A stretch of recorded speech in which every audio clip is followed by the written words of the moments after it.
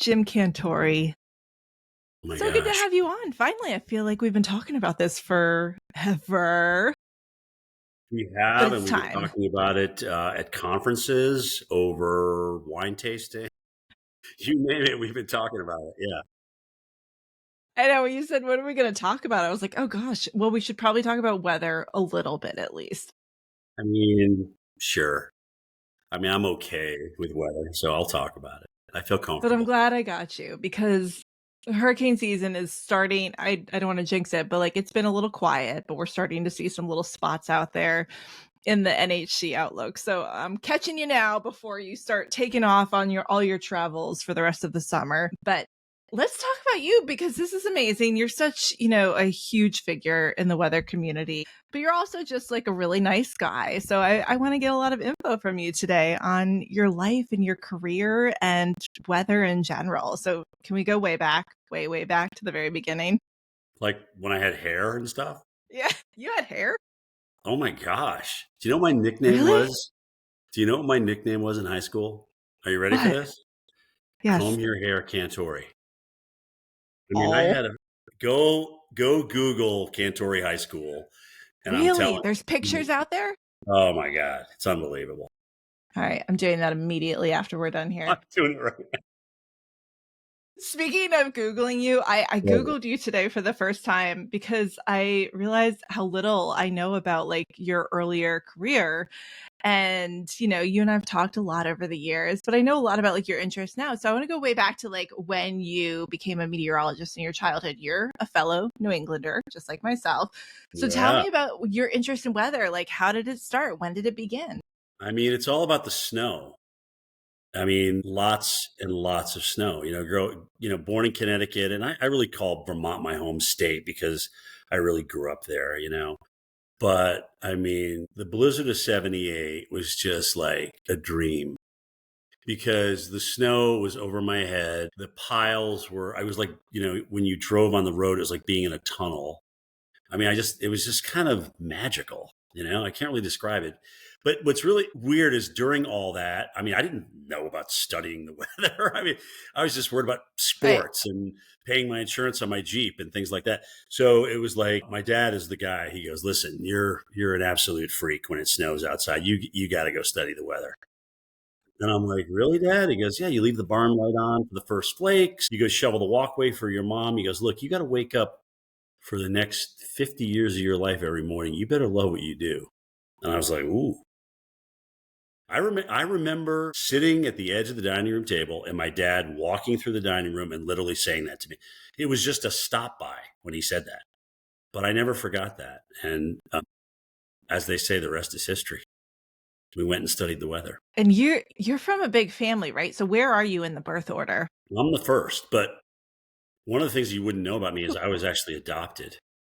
Actually, all of us were adopted at birth. My mother miscarried 4 times. And every time she did, they would adopt a child. And I mean, there's no relation to me and my brothers and sisters biologically, but oh my God, I wouldn't trade anything for my brothers or sisters. So yeah, every time she miscarried, she adopted, and I was the first in line, which means it was the roughest. My sister got everything. My sister Carol, Oldest but out I of how many? four of us. So Jim, James, Paula, Vincent, Carol. Gotcha. Okay, so then comes college. You go off to what? Linden State? Stay Yeah. pretty So close to what home, was right? great is like, hey, Jim, there just happens to be a college that, has a meteorology program right up the road a piece. I'm like, oh my gosh, come home for a home cooked meal, laundry. I can't even imagine. Plus, I was working at a radio station. I loved working radio, and to be able to come home and do that. I mean, come home on a Friday, do an all night radio shift, same thing on Saturday night, and then drive back Sunday to do homework and start the whole week again. So, work was just something my dad was pretty adamant about. I mean, he wanted us to work and know the benefits and the hardness of working hard. He wanted to know like life's not easy. I mean, he grew up in the Depression. They didn't have much at all. Same thing with my mom. So it was working hard and really understanding what it was like to work and get something out of it and achieve things. So I can't thank him enough for that. I wouldn't have it any other way. So were you in high school or college when the Weather Channel started? High school, actually.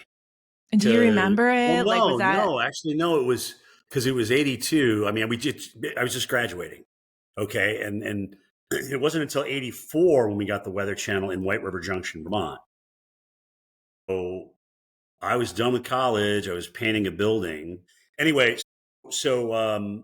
my brother comes up and goes, "Hey, Jim, the Weather Channel called. They want you to come, interview." I was like, "Oh, no kidding, we just got them on cable." So, it was really weird when I went down there because 'cause I'm, like, all starstruck with like Bruce Edwards and Mark Mancuso and Gay Dawson and Bill Kinney. I was like, I see these guys on TV all the time, so it was kind of weird. But this guy named Ray Ban decided to give this Italian kid from Vermont a chance, and so a week later, I drove down in my oh my gosh 1984 white Mercury Capri with a T top through a massive heat wave through South Carolina. It was 106 degrees. I mean, God forbid, I would have figured out that I could have driven at night. Hello, no air conditioning. I kept that car for 3 years with no because I work mornings. I don't need air conditioning in the morning. I'll just and I live close to work. I'll just get in there. Dates didn't go that well. Yeah. Dates without air conditioning. I mean that didn't always go really well. So, but whatever. I was there We'll for it. get into your love life in a little bit, but that'll Oh be yeah. for later. Do you have I'm an just hour? kidding. Do you have an hour and a half? 2 hours?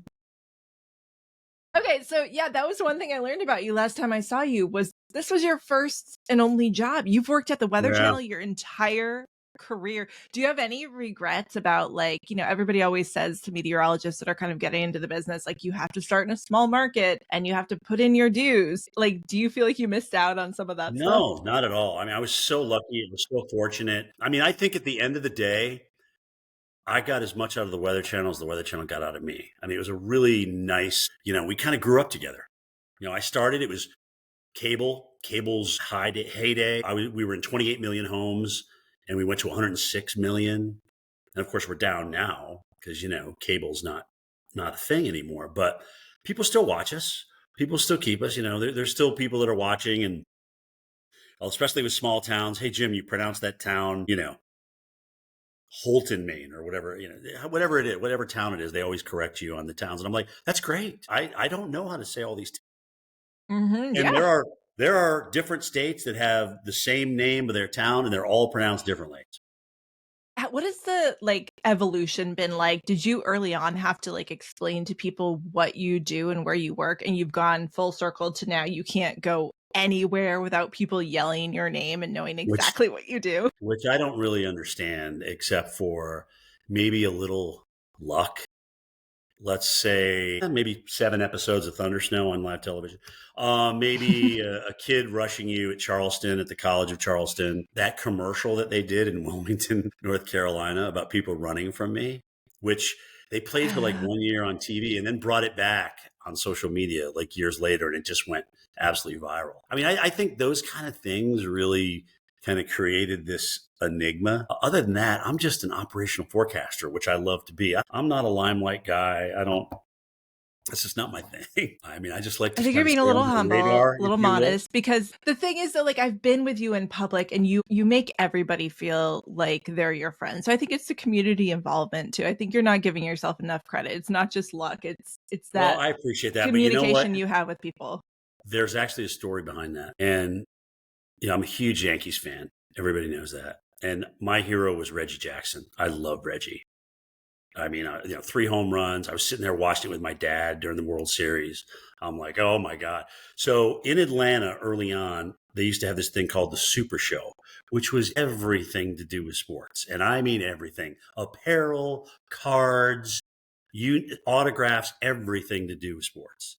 So I would go to that every year because I'm like, oh my gosh, I can meet some of my favorite baseball players. Tony Gwynn, what a great, he was a huge Weather Channel fan. What an intelligent, awesome guy Tony Gwynn was. Magic Johnson, one of my favorite people to ever meet. And they didn't, Tony knew who I was because he watched the Weather Channel before he traveled for away games. But okay, Reggie's signing for Upper Deck. And I'm like, oh my God, I'm going to stand in line like everybody else. I'm waiting in line 40 minutes.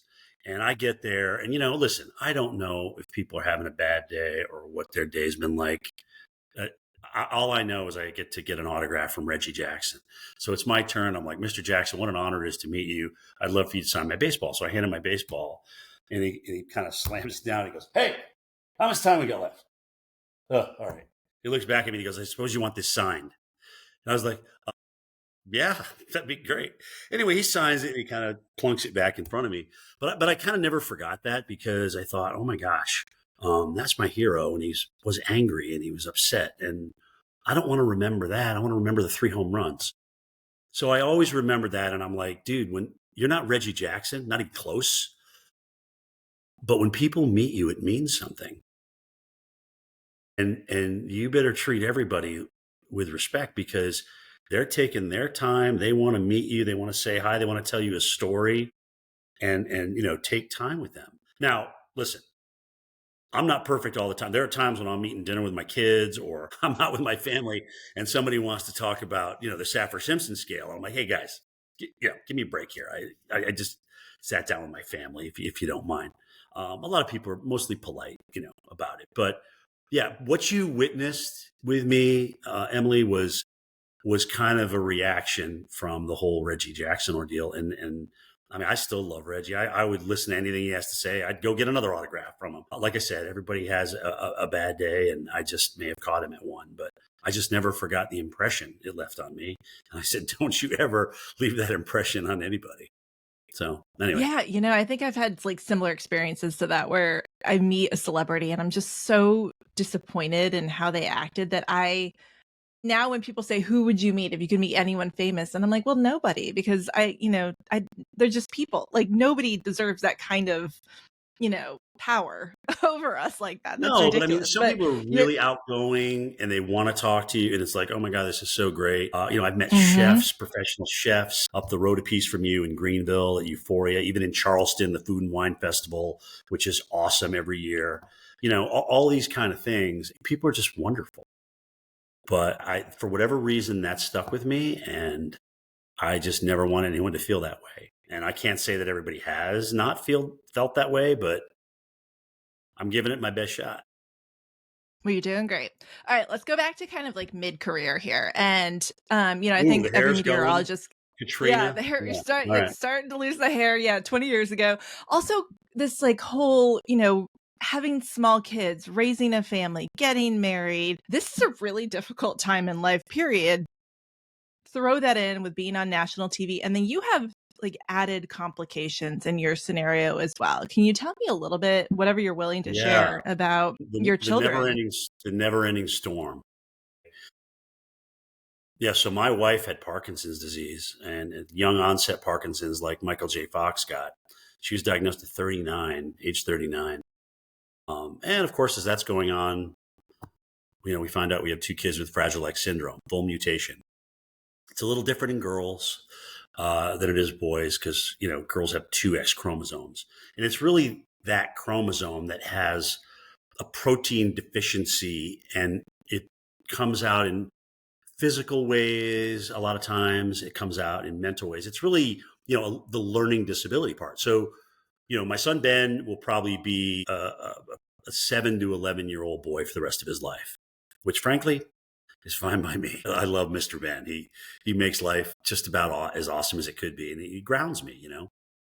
Christy is kind of caught in that 16 to 25 area, but she's hardworking, and she's smart, and she makes good decisions, and she's proven that she can live life mostly on her own. Ben won't be able to do that, but those kind of things, and then traveling. Back then there was really no excuses. If you had to go out, you had to go out. I mean, it was for the team. Today, things have changed a little bit. I think it would have been a lot different. It's nice to see some of my colleagues with kids who have special needs, especially the younger guys. They get a chance to deal with that a little bit better. It's all my ex-wife. I mean, she deserves all the credit. I mean, she as much as I traveled, she dealt with that. She dealt with the Parkinson's. I mean, it was extremely difficult. Did I come home to an occasional shitstorm from being on the road? Of course I did. I mean, that's just life. Everybody has those moments. But she was the rock, just like many Many women are, frankly, especially when dads have to travel and things like that. But we started off both, traveling a lot. And I'm like, Tammy, one of us has got to stop here, and I mean, we got to figure this out. So anyway, that's still my family, divorced or not. They'll always be my family. And even this weekend, as we're broadcasting here or taping this, I will be with both of my kids at the lake, and I love being with them at the lake and being able to share time with them. So it's kind of the never ending storm, man. I mean, a lot of times we go to these big hurricanes and big winter storms and the sun comes out and you start the cleanup process. I mean, there's only so much you can clean up here. Parkinson's does not get better. It's very hard to watch someone literally deteriorate in front of your very eyes, but yet still wake up every day and try and eat and get their clothes on and brush their teeth. And it's hard. But, we talk every day. Tammy and I talk sometimes 2 or 3 times a day. We still share the kids and their responsibility.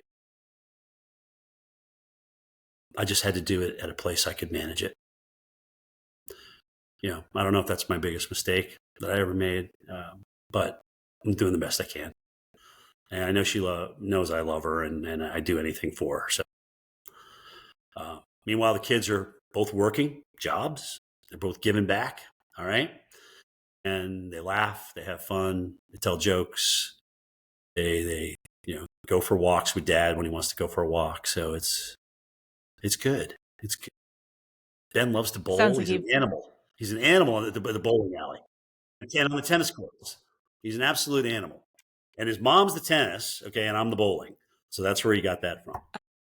See, I'm Yeah. learning stuff about you every Mom day. was I a didn't know great that. tennis player, great skier. She was a pretty special athlete. So yeah. It sounds like you've come to like a good peaceful spot when it comes to like personal life. Did you ever it seems, and I'm kind of in the midst of young children right now, but do you ever feel like when you got sent out to cover a hurricane, you were like, all right, that I can do, like that I can handle, that is manageable. It's this craziness at home that is much harder to Well, it's control. funny you say that because when you're around it every day, you kind of manage it daily. But when you come home to the pile, it's after being out in the storm, it's like, oh God.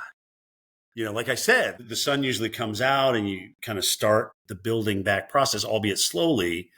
And it's certainly not easy. And I'm not comparing that to what I'm going through in life, but sometimes you would come back to the pile. But honestly, you stop for a second, you say, listen, these guys are doing the best they can. Let's make it work. Let's get what we can taken care of before the next storm. And we had a lot of friends, a lot of help. So that certainly was a good thing. But I mean, when you first get diagnosed with a disease like Parkinson's, it's like, oh my God. And you're trying anything to get your life back. Like, what can I take? Sometimes you take the holistic route. Sometimes you get into these medications. But when Michael J. Fox came out and testified in front of Congress, there was so much money put into research and things like that. I think it's probably the reason why Tammy is still alive today. Seriously. Wow. Because of his testimony. With the Fragile X, I think a lot of people don't even know, have never even heard of that. Can you explain like what it is, Yeah, what so I kind of happens hinted at it a genetically? little bit, but when you think of the autism spectrum, there's so many things. I mean, under it, I mean, a lot of similarities in behavior, touching, rigidity about got to have the schedule this way and that way. But underneath that, there's Asperger's, there's Fragile X, there's just kind of this broad area of autism. But there's a lot of similarities in some of the symptoms and things like that. There are, you can't tell me that Elon Musk is not on the spectrum of some sort. Okay. But you can go that way or you can go the other way, which we know is associated with Fragile X. We know that's a learning disability. And frankly, I'm lucky. There are a lot of kids that are even so much worse, that have it so much worse, and parents that have it so much worse. So I never, ever stop for a second and say, woe's me. Oh my God. I stop and I go, okay, dude, rough day, but think about that mom and dad who You have a kid that's not going to work, that's not verbal, you can't communicate the feelings and things like that. I'm telling you, it's rough. And I feel for every parent out there with a special needs child, whether it be whether it be Fragile X, whether it be cerebral palsy, Down syndrome, any of those. I mean, it's just very, very difficult when you try and keep a family unit together, have some semblance of life and make their life as comfortable as you can for them and everybody else. Cause it affects everybody. It's like that fan going around. Every blade is going around, right? Well, any one of those problems affects everybody and it goes round and round. Do you think you're a more well-rounded person now than you were 30, 40 years ago, though? Oh, I For absolutely so think many reasons. I think it absolutely mellowed me out a little bit for sure. Mm. I mean, back when you're in your 20s, I started at the Weather Channel when I was 22, for God's sakes. I was invincible. I played Mm. softball, almost every night. It was nuts. And then when I played softball, I'd go to the gym afterward. I mean, it was just crazy. And if I wasn't playing softball, I'd be at the gym. So it was just crazy times, and I just had so much energy. And now I see that in Ben, which is kind of funny, but it's a little uncontrollable. But so is mine, when you're that age. But it's definitely grounded me for sure in a good way, and I think that it's made me a better dad at the end of it because I just kind of like I used to hide it. I used to didn't really want to talk about it. I didn't, because everybody comes up to you when they find out you're pregnant. Oh my God, I want you to have a great, healthy kid and everything goes well. And then when it doesn't, I mean, what do you do? Right. But that's the card you're dealt. That's the mission that God gave you. And I'm going to take it and I'm going to do the best I can. I'm going to succeed. I'm going to fail. I'm going to succeed and I'm going to fail. And that's kind of the way life goes. Anyway, I thought we were talking about weather. Yeah, okay, so we'll get back to weather. Well, I wanted to bring some awareness to it because I No, I do you know think a what, lot of people don't know Emily, about it. Emily, I have not talked about Fragile X in my family this much with anyone. So, you're a friend. I don't mind talking to you about it. But Fragile X is learning disability. Okay. Like I said, you can be anything from nonverbal and really even non-mobile to actually not being what they call a full mutation. You have subtle signs, especially more so in girls and boys. Sometimes their ears can be huge. Other parts of their body can be huge. I mean, there's just different ways that it shows up in people. But like I said, I'm blessed. I'm happy with how it's gone. I mean, FRAXA is a big research organization based up in Boston, the National Fragile X Foundation. I mean, there's outreach. This lady who started an outreach in India, we follow each other on Instagram, and I see how she's doing over there with it.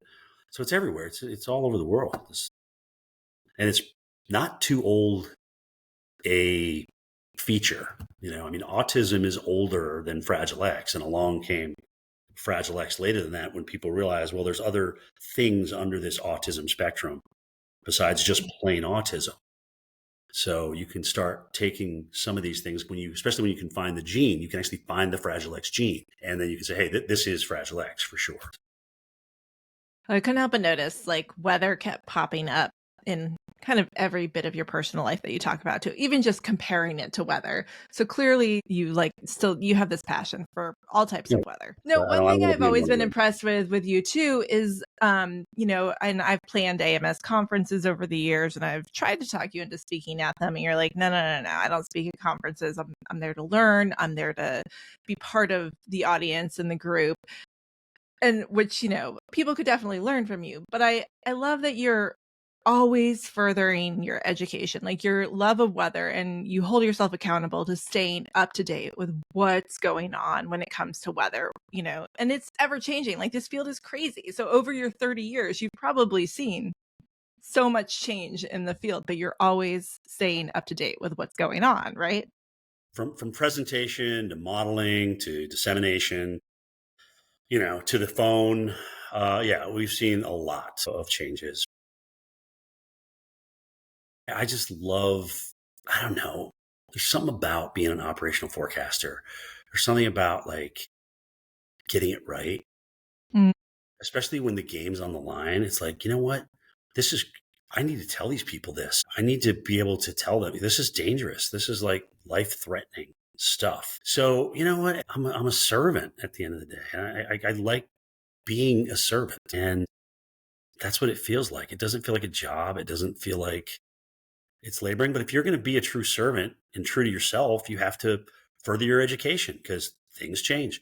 Forecasting things change. The way that information is presented is changing. I mean, there's so many things, and we owe it to ourselves as scientists to keep up with the latest information. I mean, science is always changing. Sometimes the wrongs become what we find out eventually are, oh my gosh, if that wasn't wrong, that hypothesis, then we wouldn't have come to this conclusion on things. They found, how many drugs have they found like that? Wasn't penicillin one of those? It was a mistake, and then all of a sudden it's like, oh my gosh, this is actually a great find.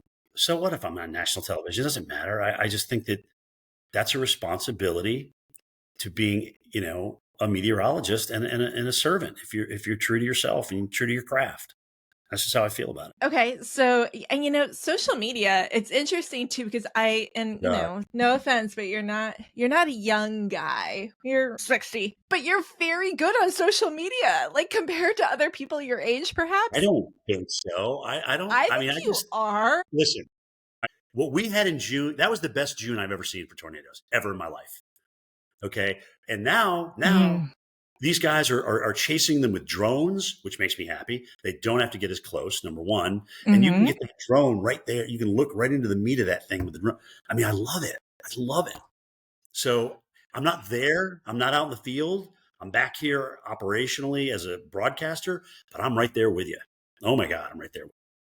So you brought up the drones and not having to get as close. I'm curious about the future of, hurricane coverage because this has been debated over the years too, like what's necessary and are we doing the right thing by getting in there and showing people stuff? But I have seen this transition in recent years where you guys aren't really maybe you were never putting yourself in danger, it was just the illusion, but maybe you're pulling back a little bit and saying, "Listen, this is where we are right now because it's not safe to be out there and you shouldn't be out there either." Has there been that transition, like, in the past 20 years?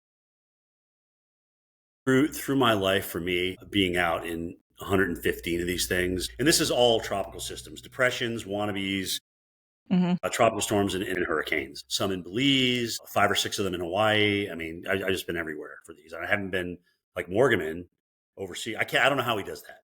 To go over there and not really know the lay of the land. God only knows what you wind up with if you have to drive into an eye wall. Are you ever going to be able to get out? I mean, that's unbelievable to me that he does He's that. an adrenaline junkie, He's got a that's what lot he of is. stone. Yeah, for sure. But you know what? You Yeah. say that, and for me to be out in the hurricane was an adrenaline rush for sure. But I always had in the back of Mhm. my head, I'm like, look, and I had a big discussion with Craig Fugate about this. Craig was the former FEMA administrator and also the state emergency manager in Florida. So, he was always kind of top of mind. And those guys, Florida's a well-oiled machine. I'm not going to sugarcoat it. They do it very well. People should follow their lead. I think South Carolina's good. I think Texas does a good job. Other states are coming along nicely. The East Coast hasn't been tested in a long time. So we'll see. We'll see if this is the year. But either way, I don't even know what I was saying. I was talking about, Craig. Yeah, Conversation Craig. about Craig. yeah. So being out, he's like, Jim, why do you have to stand out there? He hated me for that. I'm like, Craig, listen. All right, listen. If you're going to tell me that I have to tell these people to leave, the least I could do is stand out there and show them why I asked them to leave. I said, let me worry about the location. Let me make sure I'm not in the storm surge. Let me make sure that, I'm wearing body armor under my jacket and I'm wearing a helmet. But let me worry about that. But I've always thought, listen, I'm asking these guys to leave. I want to show them why I asked them to leave. And we kind of came to a happy ground on that. And I think he understood, you know, I understood why he has to get people out of harm's way for sure. And he understood why I was out there. I was like, okay, I can buy that. And I mean, every year, people may or may not watch the Weather Channel the rest of the year, but if something's happening, like everyone has their TV turned on and it's kind of you have this reputation now of like you show up in a town and everyone's like, "Uh-oh." That's like No, the it's number one thing I hear from people is that. And so like that's a big weight to bear though. It's nice to be loved. I do love having the ball when the game's on the line. I won't lie. That's still a love of mine. I can still do it, I think. It's not as easy, and it's certainly a little rougher on you in the end of the day, but no, I don't go out in everything anymore.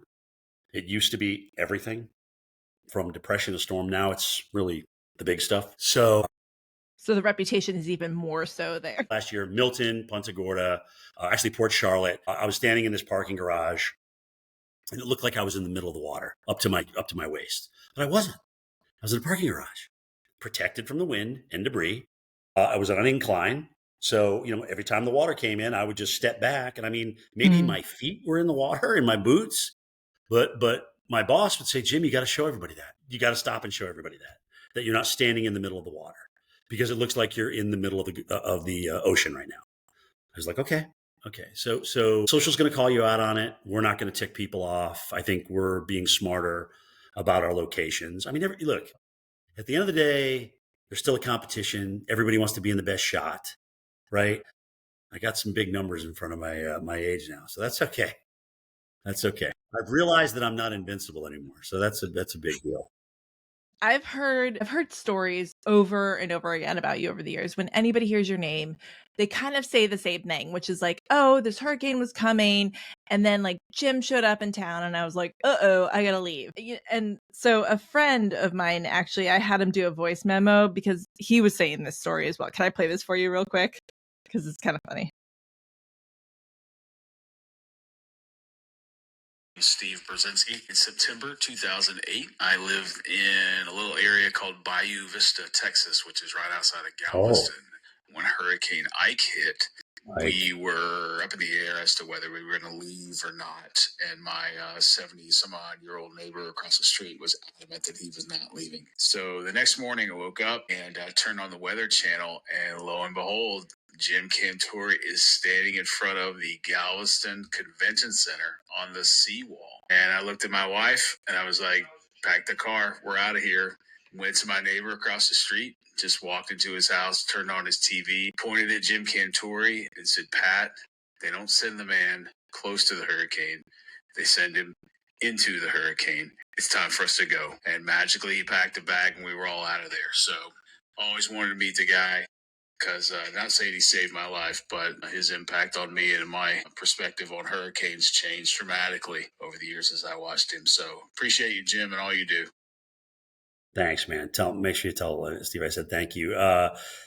You know what? Mission accomplished. 2 words, Em. Mission accomplished. I don't want to scare everybody. That's not what I'm doing. I mean, I'm doing my job, but if you're asked to leave and if that's the decisive factor, then so be it. Be mad at me. I don't get, and if it doesn't work out, be mad at me again too, because I'd much rather be wrong on that end than be wrong by not telling you to leave and get you in a bad situation. All right. That's the worst for any of us. We know that is to not have a warning for something and not be able to alert people. So that's a great story. I appreciate you sharing that Yeah. with me. Yeah, I thought it was nice. You hinted at this earlier, viral moments that you think you're famous for, but I think they're just kind of blips in your history. One of them took place here in Charleston, South Carolina, at the College of Charleston. And this one I love because like you didn't flinch, and this college student ran up at you, and you just like without even thinking or stopping your live shot or stopping talking, you turned and just like kneed him and pushed him away. Is there any background Right. information on that story at all? Because what we saw was pretty badass. Did it play out the way that it appeared to? Well, it didn't play out the way I wanted it to. I mean, and I'll tell you why in a second. But I before the shot, there's people around, they're out to watch and stuff like that. And he was kind of yakking off in the side. So, your radar's always up. You're always kind of like, okay, is somebody going to do something weird? So my radar was up, and I was lucky. But if you remember the shot, he started screaming as he was coming toward me. So I thought to myself, uh, do the shot, hit the target, drop the target, help the target up, and then finish your live shot as he's gasping for air. So the target is, you know, man parts. But I would say I was just north of those parts, which is why he ran off. Because if you've ever hit anyone in the target, they're not going anywhere for a while, Gotcha. especially at the I'll take your speed he word was on it. coming. So that's what I know. And so I missed the target, and I just kept going. But my whole dream was target, drop target, say a couple of words, and then help the guy up, and then finish your live shot and throw it back to the studio. That would have been awesome. I thought you might find this funny that he's a grown up now and he's a renowned Yeah. chef Oh, in yeah. So you found Charleston. him? Yes, I found You him. He's you very found this guy. Googleable. His name is Colin Marcelli, and he's the Okay. chef at Renzo, which is Italian, a of restaurant here course. in Charleston. And just so you know, he's gonna be a featured chef at the 2026 Charleston Wine and Food Festival. Oh my God. So we have to go see him. We have to do the reunion. So yeah, so Yeah. I'll see you You have there, to and set we're this gonna up. go to this kid's booth. And I say, Y- we gotta punk this guy. We gotta embarrass him. No, okay, listen. If you don't think I made stupid mistakes as a kid, if you don't think I made stupid mistakes as a kid, you're crazy. Gotta Yeah, go it's long enough to do the know that reunion. he's a grown up now. It's wild. Oh my God. Okay. Okay. So This is also, cool. people don't realize what a like a big food fan you are. You mentioned Oh, Euphoria, but when you're hitting all these hurricane stops on the road, what have you had food wise in some of these okay. small communities that you've What yeah. So okay. So here's what I have that nobody else has on the road. It's called a pederack. Do you know what a pederack is? Mm-mm. Okay, a pederack is my producer, Steve Pederack. I mean, we're like brothers out there. Okay, and Steve and I have done this for 10 years now, and we kind of lift each other up. I mean, it's hard on the road, Em. I'm not going to lie. There's a lot of long hours. You're schlepping from here to there, and they want you to come back in the morning, come back in the evening, come back. I mean, it's not easy. Anyway, but Steve is like, look, if we're going to be out here suffering, we're going to eat really well. So I'm like, Pederack, your assignment is to find us great places to eat. You know what I like, all right? And I think he's like 70-1 or 70-2 in terms of great places to eat. Oh, The other thing nice. too is it's like, okay, wait a minute. Do I want to go to Hilton Head or would I rather go to Charleston to cover the storm? I mean, if I have my choice, it's like I'm going to Charleston Are you saying because of the food food. determines where you're I mean, headed for hurricanes? sometimes when it's that close, would I rather go to New Orleans or would I rather go to Mobile, Alabama? I think I'm going to go to New Orleans.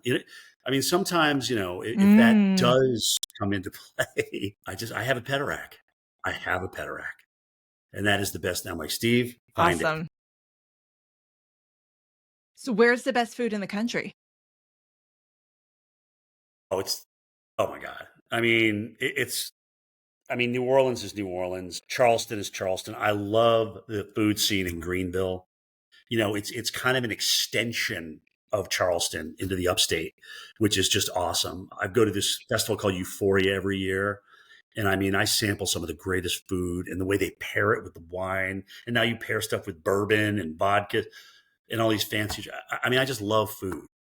Mm-hmm. Wilson's another one. So Alex Wilson on the way, she's another one. Mm-hmm. She's Yeah. always there. It's like, hey, Alex, what are we eating this year? We're total foodies. We love great food and the stories. There's We'll bring her to always a story. Charleston in March. I know I should. Before I let you go, I want you to address these articles and rumors that recently God. came out about retirement and health, because I saw this and my first reaction was like, oh no, what's going on with Jim? And then I called you and you were like, no, this is not a thing. So can you tell everybody, like, as much as you're willing to, about kind of where you are now and what the future holds for you? Yes. I'm not retiring. I get checkups just like everybody else and everything's working fine.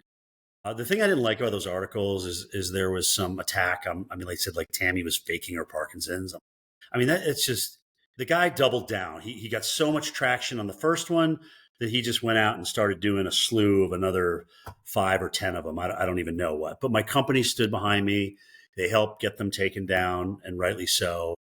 But I don't know why. What is the point? See, people are people. I don't look at celebritism and what's the point? So you can get clicks, so you can make money off bashing somebody else. And whether it's me or anybody else, it's freaking, what? You know what I'm going to say? It's ridiculous. So no, there's nothing. I still have till the end of 2026 on my current contract. Do I stay at the Weather Channel after that? I don't know. We'll see. Right. And I'd like to work a few more years, at the very least, going out and covering some of the storms. I don't know if I want to get up at 3 o'clock in the morning after that, because I'm going to be honest with you, I've been doing this for a long time, and it's hard. It's hard it wears the body down, and your whole day is just built around that morning shift. Say I retired at 40 because like I couldn't do it beyond that. Like I could not, there reached a point where I could not do the morning hours anymore. So I don't know how you're still It's doing it, discipline. but All this yeah. Roker, he does it, you know, Yeah. and then he goes and works at his production company after that. It's like, Yeah. Al, I got to go to bed.